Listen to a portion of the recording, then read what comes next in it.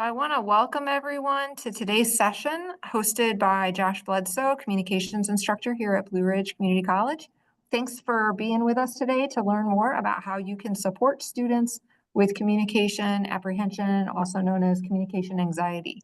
We're recording this session and we'll be posting it out for other folks to watch later on. But for now, we've got a live group of folks who are excited to learn with Josh on how they can support their students.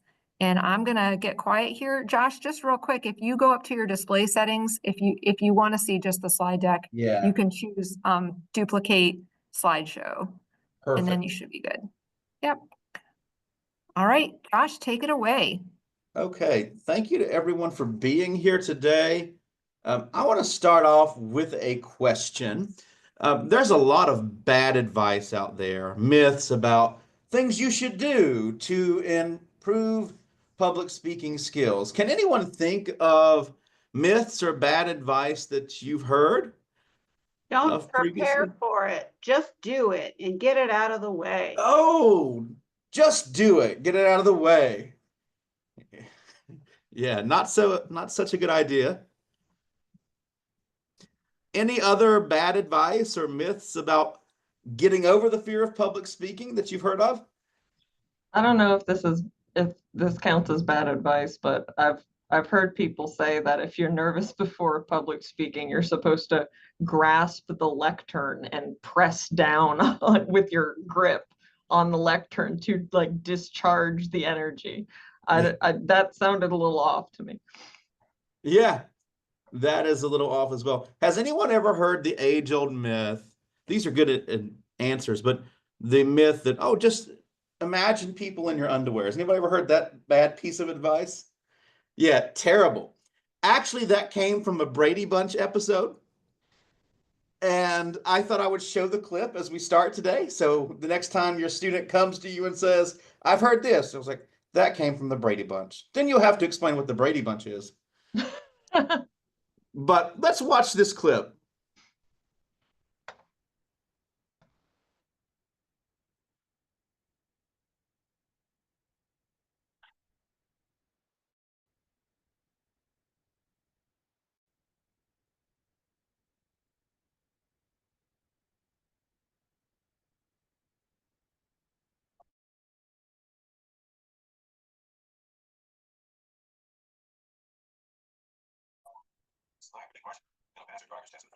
Rocket, and I predict that Jan's going to do just great in today's debate. And I predict. Yeah, remember what I said about psyching yourself up, Jan? Yeah, but I'm still nervous. Oh, relax, Jan. Women can't be great at everything, but they make wonderful debaters.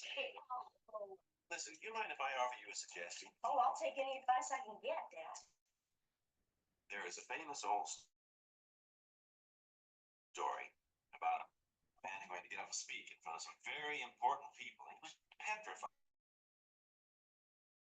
I'm with him. Yeah, but a friend gave him some advice. Says, look, when you get up in front of those VIPs, you picture them sitting there in their underwear. And the origin of a bad piece of advice. So just a light way to start off our session today. But we're going to get into communication apprehension today. We're going to overview communication apprehension. Then we are going to look at ways to assess communication apprehension. We'll look at the origins or where communication apprehension originates from. Then we'll go through techniques as well. We're going to be using the packet that was sent out to you in an email earlier to look at specific activities. If you have questions through this time, please let me know. I'm more than happy to answer any questions that you may have. So James McCroskey, a communication scholar, tells us that 60 to 75% of our population has a fear of public speaking. Many of you who have given speeches, assigned presentations in class, you've probably had students come to you scared to give a speech, or maybe they don't show up for the day of the speech because they're apprehensive. I want to emphasize that anxiety about public speaking has nothing to do with a person's intelligence. It's a normal experience that we can all work through. there are 4 basic types of communication apprehension.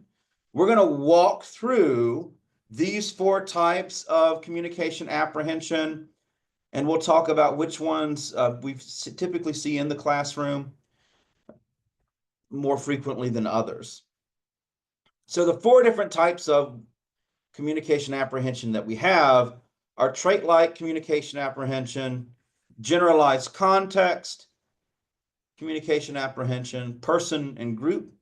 I'm going to use CA for short for communication apprehension, and then situational CA as well.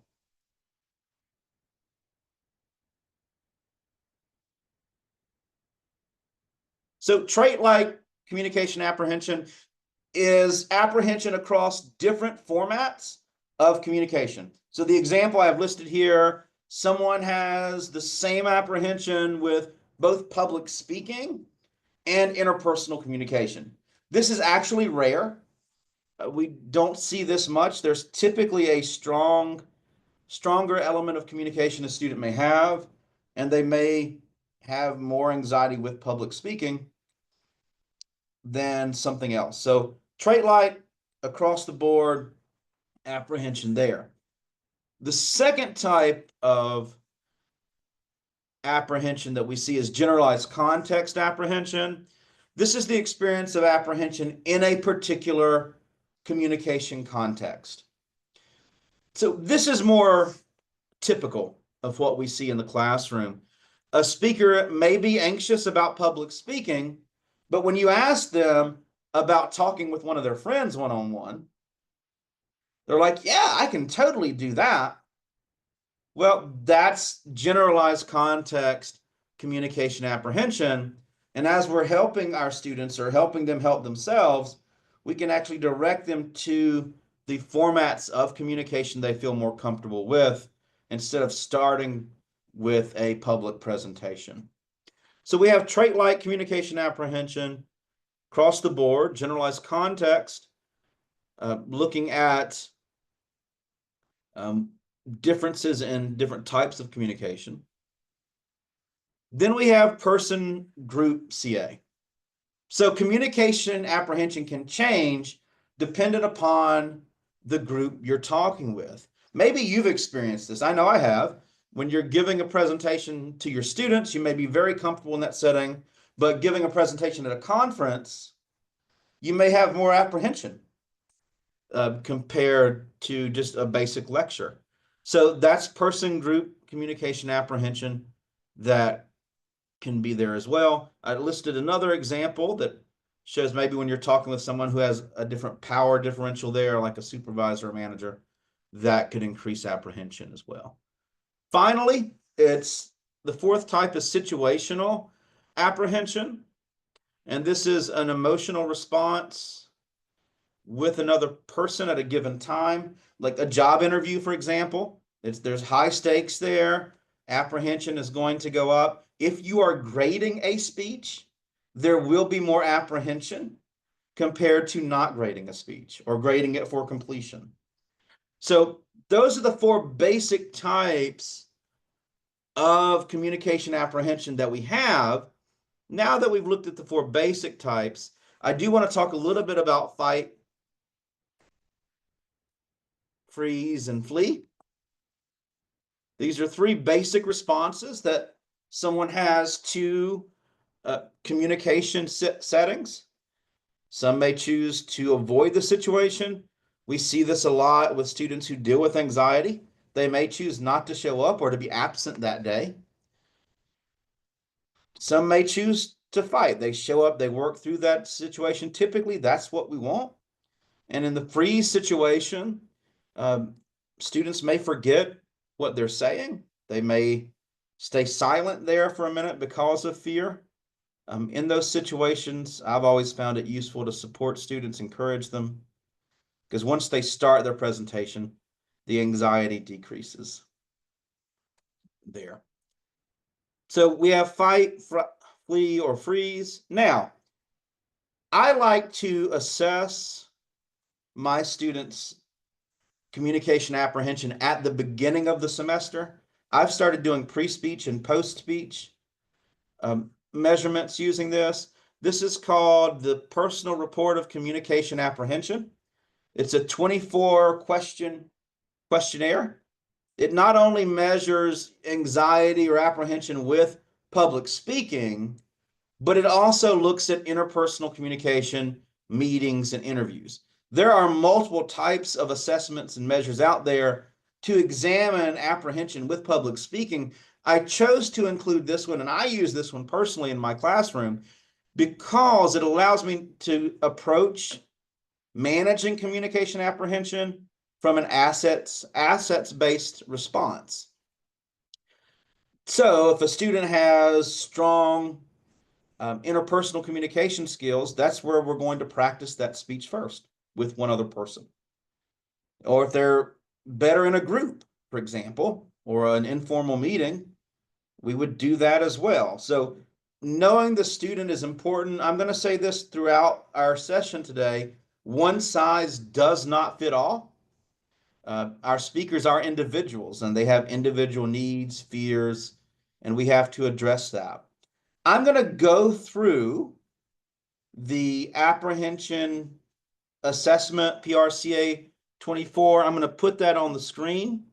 I encourage you, when you have time, to actually take this for yourself. I think it's interesting to get an idea of where you're at with your own apprehension. I just took this again this morning, and I find that sometimes my apprehension changes in different realms of communication. But there are 24 questions in this, and it's just a simple response of 1 to 5. And you'll see some responses that are negative, like I dislike participating in group discussions. And then you'll see other questions like number 2 that shows us I'm comfortable while participating in group discussions. So it's really the opposites they're asking about in this. And they'll have different questions about different forms of communication. So we start with group communication. We then look at meetings. I'm afraid to express myself at meetings. Then you'll have right after that, communicating at meetings usually makes me feel uncomfortable or I'm very relaxed. So you'll see a bunch of questions that are framed in either a negative or positive way. And then we get to public speaking. I have no fear of giving a speech. Question 19, if you'll compare that to question 18, I'm afraid to speak up in conversations. Or 20, talking about public speaking. Certain parts of my body feel very tense and rigid while giving a speech. So there are 24 questions there. Like I said, I would encourage you to take that if you get the chance. Once you have students take this, it's then important to have them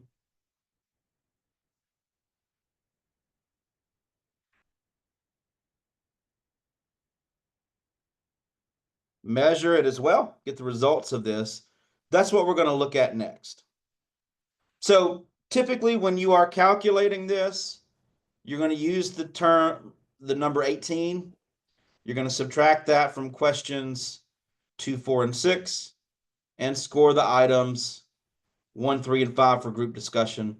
Meetings, interpersonal, public speaking, they have different formulas for that, but really the same idea.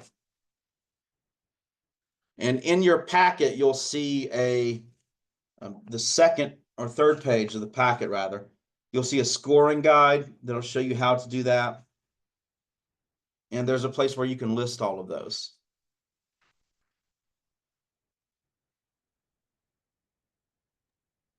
Josh, I have a question. Yes.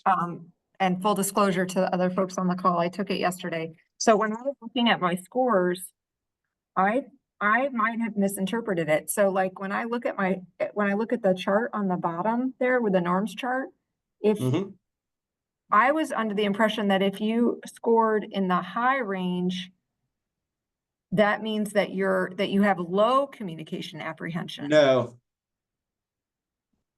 Yeah, so if you are in the high range, that means you have a higher level of apprehension. So for example, let's say a student takes this and they're at 27 for Mhm. public speaking. That's high communication apprehension. Okay, Yeah. gotcha. Thank you. Yeah. And we have the overall average that's here as well Mhm. with this. This is really a baseline and allows students to see where they're at, but it's also a good way to measure confidence as well. That's why I've started doing it on a pre and post format in my class. The first week I give it when students are there, and then after they give their final presentation, I'll give the same PRCA 24 again, just to see the scores and how they've changed.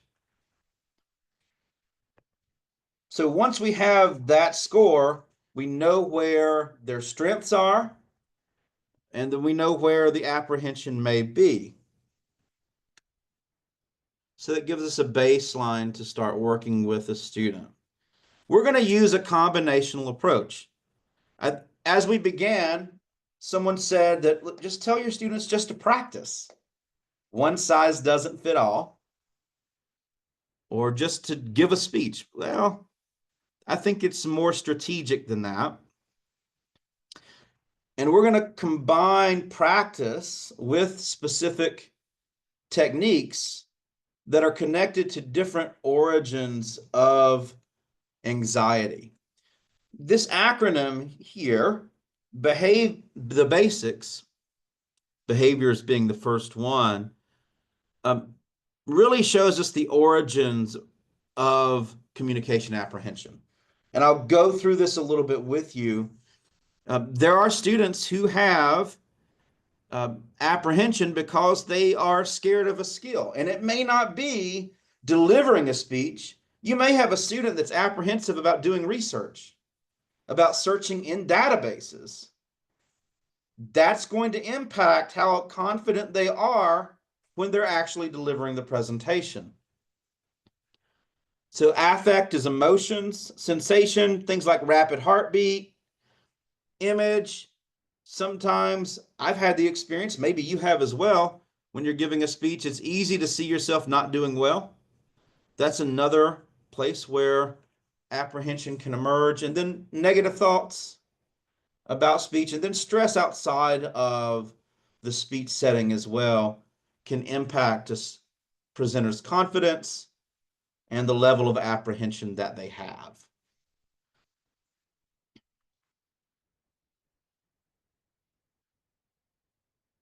So looking at this, we have the 6 dimensions.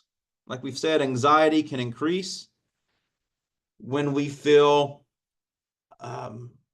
we don't know a specific behavior. And that goes beyond basic just verbal and nonverbal delivery. It's about the entire communication process of building a presentation. Affect is emotions. There may be strong feelings someone has about public speaking. A speaker may express nervousness about the speech, impending doom, or concerns they're not going to be able to do it well. Then sensations, the 5 senses that can impact a student there. Then images, pictures that come to mind. And then finally, cognitions, thoughts, and then stress outside of public speaking. What I hope that you'll take away from this session today is that there are specific activities that we can use that address communication apprehension that comes from these 6 areas. Here are a list of the activities that we're going to go through today that can be used to address communication apprehension. We'll look at cognitive restructuring that addresses negative thoughts about public speaking. We'll talk about systematic desensitization, mental rehearsal, focusing on positive visualization. deep breathing or diaphragmatic breathing techniques, then stress reduction, and then skills training.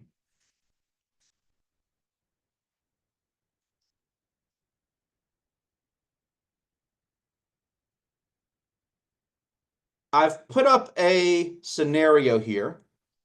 This is a student sharing their feelings, a hypothetical student sharing their feelings about giving a presentation.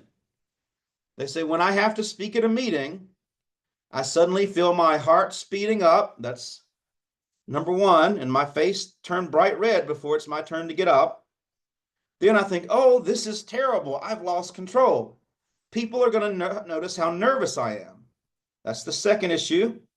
Third, I picture myself messing up and the audience laughing at me. Okay. There are three things. When working with a student who experiences communication apprehension, we want to identify the first trigger. So in this case, what is the first thing the student explains that they experience when they have this fear of public speaking? Rachel? Sensations. Yeah, sensations.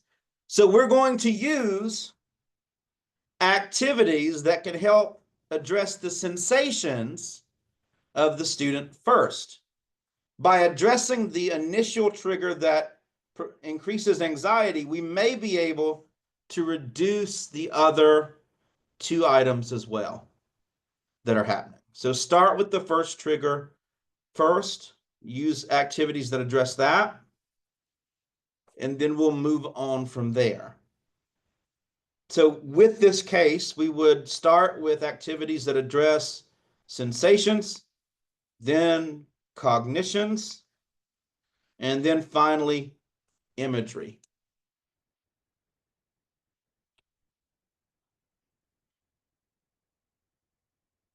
Here are just a brief overview of these different activities that we have connected to the origin of the behavior. So let's think about the student the example we saw. So we're going to start with sensation. So we know that since the first thing that was mentioned was sensation, we're going to work with that student using deep breathing techniques and systematic desensitization. Then the next thing we saw was cognition. So then we would add cognitive restructuring and mental rehearsal. Images, the same techniques can be used that are used for the cognition section. So there are 4 different activities we could use to work with this student, starting with systematic desensitization and diaphragmatic breathing first.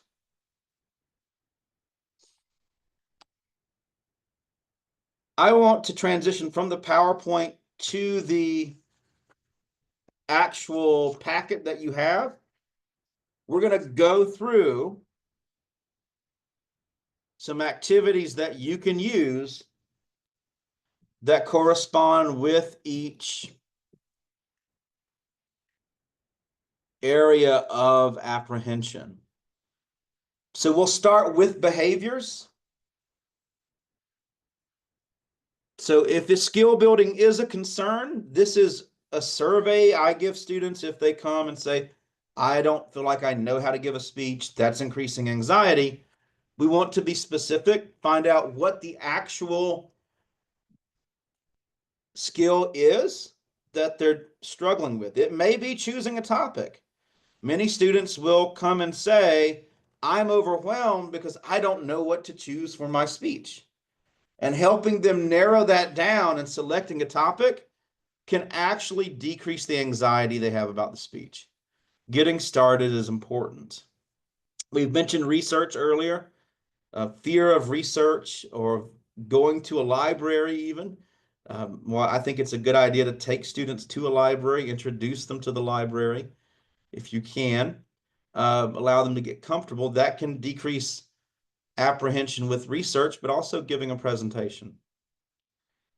Analyzing your audience and the situation, organizing and outlining the information, and then introductions, transitions, and obviously rehearsing and delivering the speech.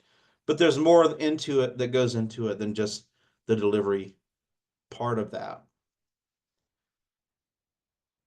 So this activity or worksheet allows you to summarize the skills that students have and where they need to work on increasing competency. So this is a brief behaviors assessment that we can look at. In addition to that, breathing is important to work on as students are preparing for a presentation. Here's some breathing activities. I have a breathing assessment or just a brief survey that I like to give students just for them to explore how they're breathing when they're speaking. There's going to be a better quality of delivery if they are using deep breathing activities and if they're breathing from their diaphragm or abdomen. So we have a couple of questions for them to think about with this, and this may be something you want to use in a class, just to go over how to breathe when you speak. In addition to the survey, we also included just a step-by-step guide of how to practice deep breathing. So you would position yourself for practice.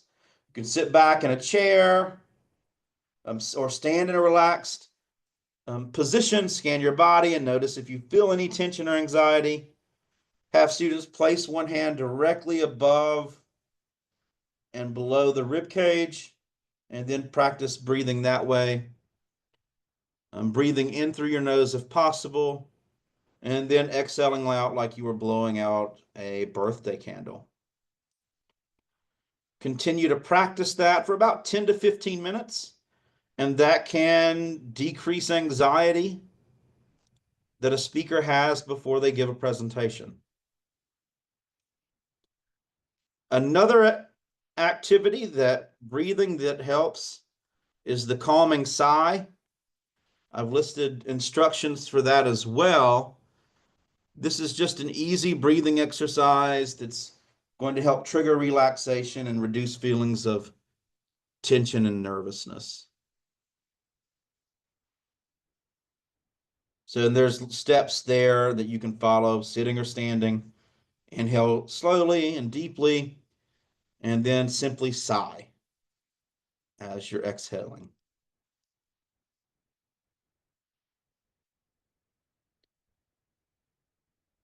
So that is an activity that can help with breathing as well.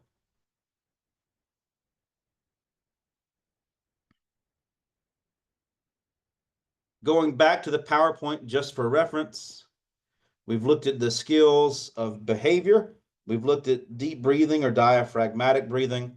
Next, I want to talk about systematic desensitization. Systematic desensitization is really incremental exposure to fear, something that you fear. This can work not only with public speaking, but other performative skills as well. With systematic desensitization, I think it's a good idea to have your students rank instances in the speech-making process, not specific only to delivery, but the whole process of putting together a speech. What are those 10 areas going from least anxious to most anxious that they may find to be anxiety producing? So once students list those out, we can then help them start addressing those anxious concepts, ideas, perceptions of giving a speech. So work through that one-on-one. It's a good idea to start with the least anxious instances, because once students work through that first one, they're going to gain confidence. Then they can address the second least anxious speech, and there should be confidence that builds throughout that process. I've also listed some common anxiety producing events that students have shared that create anxiety in public speaking, and we'll go over these as well. And there may be others that you have to share as well. When we think about giving our speech, students have said when they're alone, that can produce anxiety. Sitting in a room where you're assigned to give a speech, specifically if you're waiting to give a speech, that's an anxiety producing element as well. Some students have shared that even reading a public speaking textbook about how to plan and deliver a speech can increase anxiety.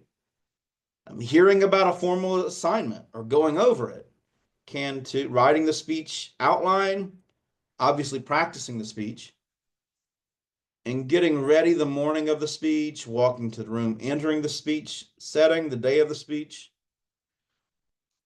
the waiting before it's your turn, and then asking questions, and then afterwards walking back to your speech, your seat. Are there any other scenarios that you've seen students have anxiety with? These are just a few.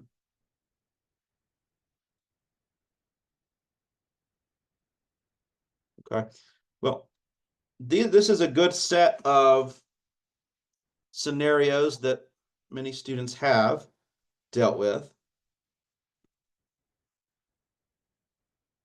Interpreting visual aids. Interpreting visual aids. Yeah. And visual aids are interesting because they actually reduce anxiety if you'll use a visual aid, because it gives you the perception that you're not alone and you can reference something else. So simply by pointing to it, using the visual aid, anxiety for the speech can do that as well. And just to point out something, Aaron has shared a link that will measure communication apprehension for us. And it's the PRCA 24, and it will put out a report once you complete that. Thanks for sharing, Aaron. Rose has shared that performance anxiety, even in front of those who are close friends. Definitely things that invoke apprehension. So now that we've talked a little bit about systematic desensitization, I do want to talk about visualization. When I introduce this in class, I always like to bring up the example of the little engine that could. I've tried to reframe it saying it's the positive speaker that could. But at any rate, have students think of positive scenarios. I've written some scenarios here that I like to go through. So before the speech, you feel energized and confident, have students say, I'm prepared to give this speech today. I've used that as well when I've had to give presentations. Scenario 2, going to the room you deliver the speech, practice deep breathing in that room and recite positive statements. It may be, I've done research. I have credible sources. I'm going to use these credible sources. So just have positive statements about the presentation. Maybe visualizing a friendly audience. And then when you're waiting for your turn to give the speech, repeat positive coping statements. Scenario 5, imagine yourself feeling very positive. Scenario 6, looking at imagining yourself delivering the presentation while the audience is giving you feedback. Many speakers share that their apprehension not only comes from their own preparation process, but there's also a fear of the audience that can be real. Is the audience judging me? Are they going to be extra critical? And then concluding,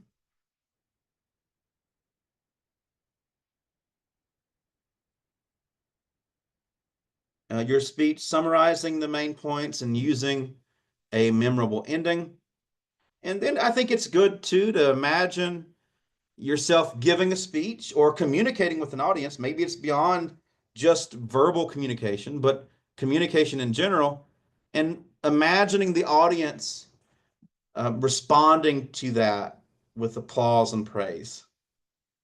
And then you may imagine yourself answering questions confidently. Once students run through these visualizing scenes, I suggest having students just take deep breaths and then possibly writing a reflection on it if you'd like. So that's a visualization activity that you can use. Hey, Josh, Rose has Yes. a really good question in the chat. Yeah, I just saw that.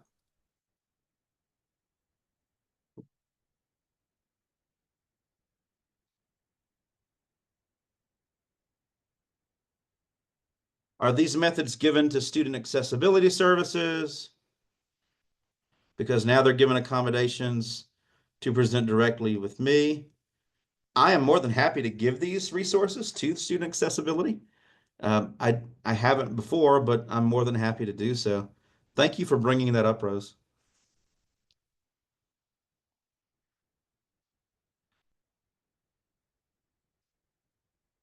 Cognitive restructuring or dealing with negative thoughts about public speaking is a real challenge. I like to address this using a three-step process.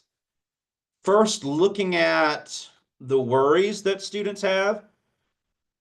I always tell my students, I call this the public speaking monster. And I tell them to name the public speaking monster. What's the worst thing that can happen when you give a speech? Why are you scared? And it's important when you do an activity like this, obviously, to create an environment where students feel safe saying, I'm scared because I'm concerned that the audience is judging me, or whatever it may be. So have students write down worrisome or nervous thoughts that they have. And then maybe there's negative self-statements.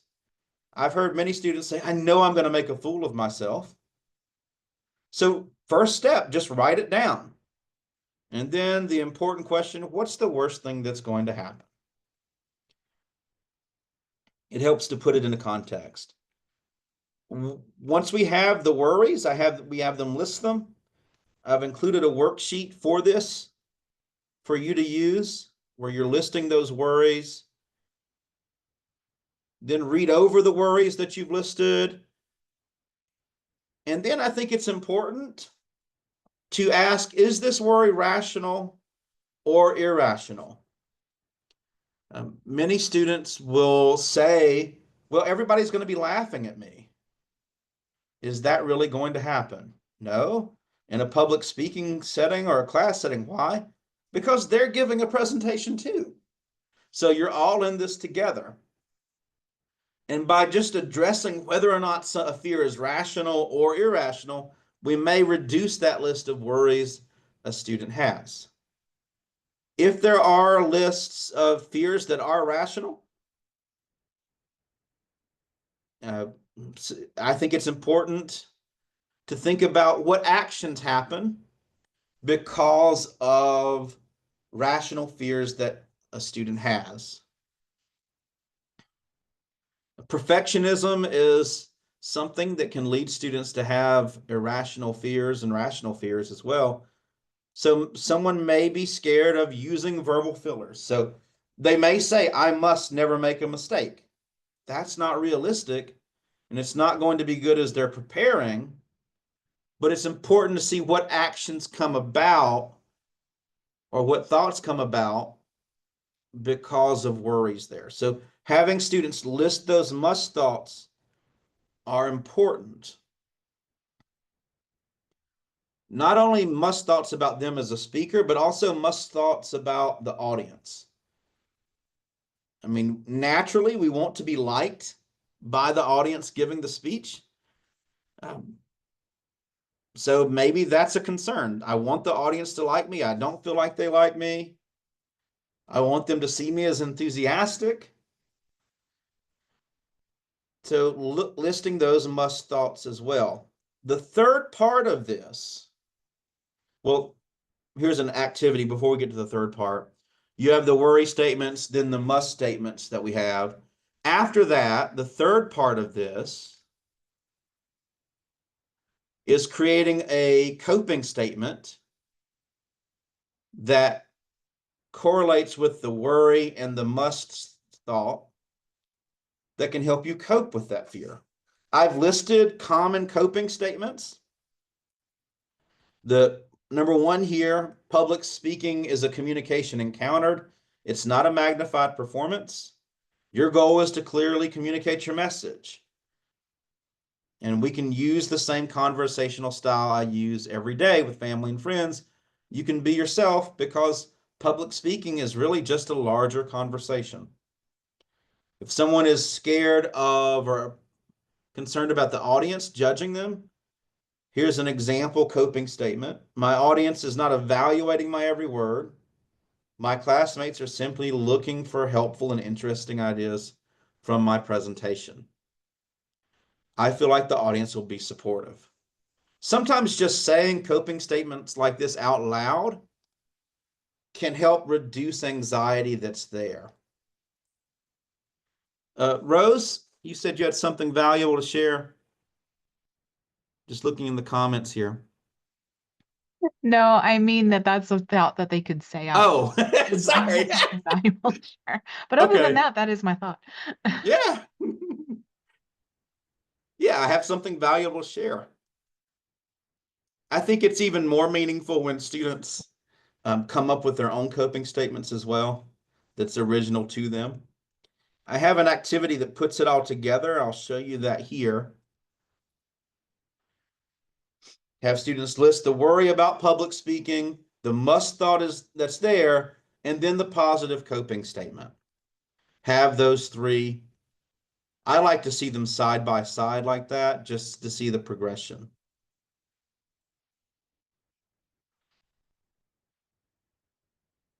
And then finally, if we'll look at the last slide on the PowerPoint, the last dimension that we've addressed is stress. I've given one example here. There are many examples that you can use to reduce stress.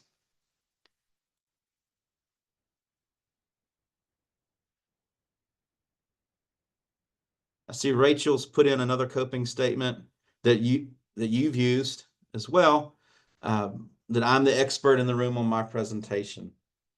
That's really helpful and good as well. Thank you for sharing that, Rachel. Moving on to stress reduction. I like the windmill warm-up activity. I may have used this before we started today, just saying.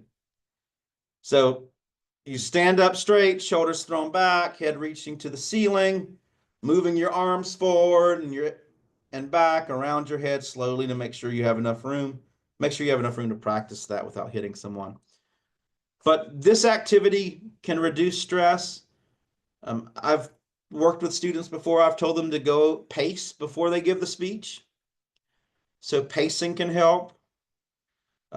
Some students have told me just gently jumping up and down to get that nervous energy out can help as well. Anything they can do to get that energy out is going to help with that. And on an interpersonal level, practicing with friends, maybe classmates even in the classroom. So when they are feeling nervous, they can look at a classmate that can give them that positive response to saying, oh yeah, we've done this before. So in our session today, we have gone through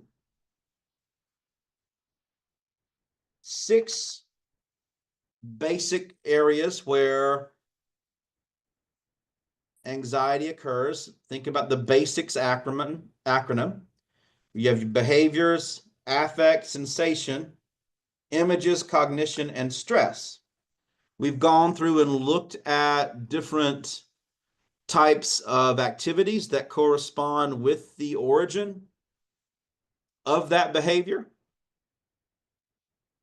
For example, if someone is concerned about public speaking behaviors, skills training may help.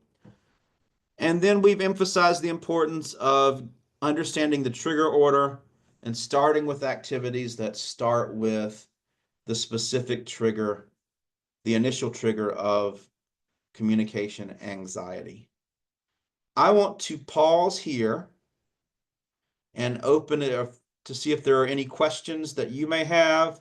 I would like to give some tips about communication across the curriculum or incorporating speech assignments into a class as well. But I wanted to pause just to see, are there any questions that anyone may have?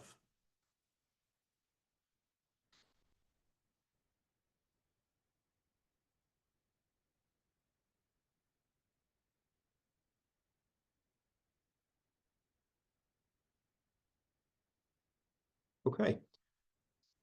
If you are incorporating public speaking assignments into your class, I do suggest starting with low stakes assignments first.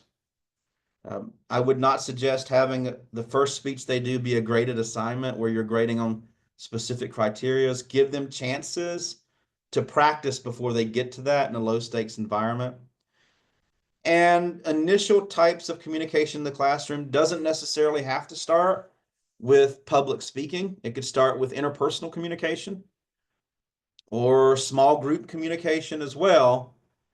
Because remember, different students have different strengths, and some students are really strong in groups and one-on-one that may not be strong in a public presentation environment. So today, this has been an overview of communication apprehension and some tools that we can use. After the session today, if you do have any questions, please reach out. I am more than happy to answer any questions you may have or talk with you further about communication apprehension.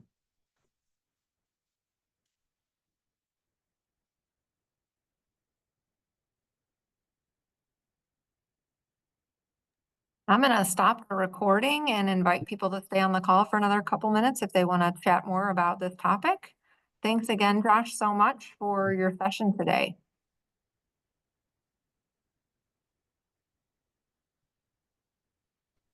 Hey, Josh, I have a question. Yeah.